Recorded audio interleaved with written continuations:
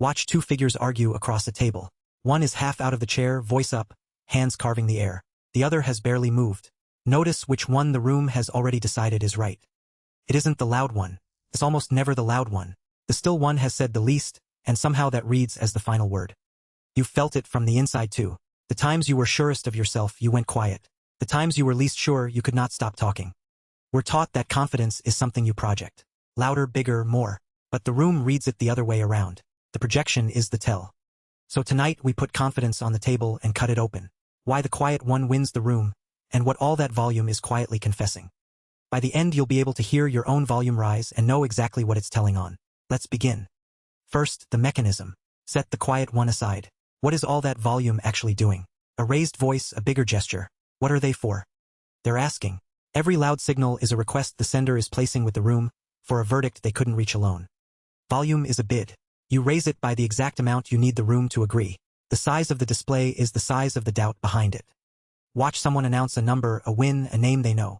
The louder the announcement, the less the fact had already settled inside them. A thing you're certain of, you say once, flat, and move on. A thing you're afraid isn't true, you say 3 times and watch the faces. First finding. Volume was never the measure of how much you have. It's the measure of how much you still need the room to supply. Second cut. If volume is a request, what does having nothing to request look like? It looks like nothing. It looks like silence. The person who's already settled has no bid to place. The account is paid, so they give off nothing extra. This is the trap in reading a room. The absence of a signal and an abundance of certainty produce the identical picture. Stillness. The quiet one isn't performing calm at you. There's simply no transaction happening. Nothing is being asked of you. And a person asking nothing of you is the rarest thing in any room. You feel the missing pull before you can name it. Second finding. What you read as confidence is mostly the absence of a request you were so used to receiving you'd stopped feeling it. Third cut, and this is the sharpest tool on the table. Speed. How fast someone answers a challenge. Say something that pushes on them. A small doubt, a jab, a disagreement. Then start the clock. The speed of the defense tells you how much of their worth was riding on the thing you pushed. Fast, loud, instant, and the whole stack was on the table. You threatened all of it. The reflex is the exact size of the fear. Slow. A beat. A tilt of the head. Maybe nothing at all. The worth was never on the table, so nothing needed to fire. Watch the truly settled get insulted. The pause isn't composure they practiced. The insult simply found nothing to grab. And watch the unsure take a compliment too fast, or deflect it too fast. Both are speed. Both mean it landed on an open wound. Third finding. You cannot measure how sure someone is. You can only measure how fast they move when you push. Reaction time is the dial. Fourth cut. Why does the room reward the quiet one without ever deciding to? Because the room prices cost, not content. We instinctively read how much a signal cost the sender to send. Cheap to fake reads as abundance. Expensive to perform reads as scarcity. Stillness is expensive for the anxious and free for the settled. So stillness under pressure reads correctly as a paid account. Volume is the reverse. It's cheap to make and it announces its own price. I needed to spend this. The display taxes itself the moment it fires. Which is why it only works in contrast. Put the quiet one in a room of quiet people and the spell is gone. Quiet only reads as confidence next to someone spending. Fourth finding. Confidence isn't a signal you send. It's the visible absence of a cost everyone around you is still paying. Now the uncomfortable part. All of this can be run cold. Stillness can be held on purpose by someone feeling anything but still. A person genuinely settled and a person performing settled sit at the same volume. 0. From the outside, the two are the same photograph. The studied still, the trained pause, the rehearsed low voice, the calculated underreaction, is just a quieter bid. It's volume that learned to whisper. So the loud and quiet reading isn't enough on its own. You need the one tell that quiet can't fake. And hear plainly out loud the ethics. This is a map for hearing what someone is actually asking of a room. It is not a manual for manufacturing a stillness you don't have. Aiming a calm you don't feel is the oldest trick on this table. It costs the faker the same way it costs everyone. Underneath, it records nothing. So how do you tell settled from studied? The tell falls out of the mechanism. Performed quiet is still a request, so it still needs the room. Cannot stand being ignored.